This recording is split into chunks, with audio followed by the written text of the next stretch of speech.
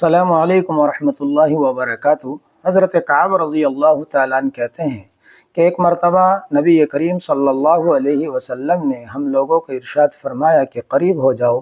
ہم سب ممبر کے قریب ہو گئے۔ آپ صلی اللہ علیہ وسلم نے ممبر کی جب پہلی سیڑھی پر قدم رکھا تو فرمایا آمین، جب دوسری سیڑھی پر قدم رکھا تو فرمایا آمین، جب تیسری سیڑھی پر قدم رکھا تو فرمایا آمین۔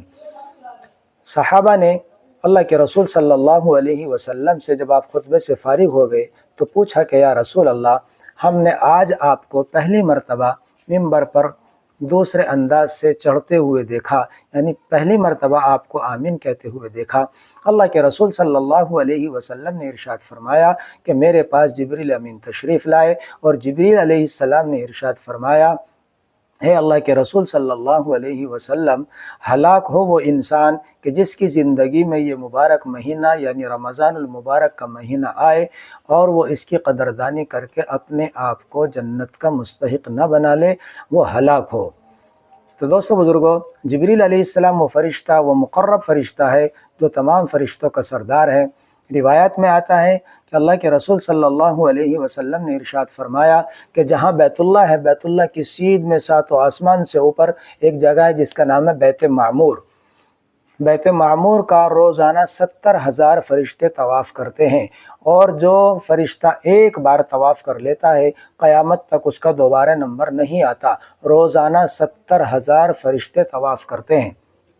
اس بات سے اندازہ لگایا جا سکتا ہے کہ اللہ کے رسول صلی اللہ علیہ وسلم نے ارشاد فرمایا کہ جس کا ایک بار فرشتے کا طواف کرنے کے لیے نمبر آ گیا، قیامت تک دوبارہ نمبر نہیں آئے گا۔ کہ فرشتوں کی تعداد کتنی ہے، کہ اللہ رب العزت کے علاوہ فرشتوں کی تعداد کسی کو معلوم نہیں، اللہ ہی کو معلوم ہے کہ فرشتے کتنے ہیں۔ ان تمام فرشتوں کا سردار جبریل علیہ السلام، یعنی تمام فرشتوں میں سب سے مقرب فرشتہ جبریل علیہ السلام ہیں۔ تو جبریل علیہ السلام ایسے شخص کے بارے میں بددعا کر رہے ہیں کہ جس کی زندگی میں یہ مبارک مہینہ آیا اور اس نے اس مبارک مہینے کی قدر نہ کی اور ناقدری کی اور قدر کر کے اپنے آپ کو جنت کا مستحق نہ بنا لیا، تو جبریل علیہ السلام بددعا فرما رہے ہیں کہ اللہ کے رسول وہ ہلاک ہو۔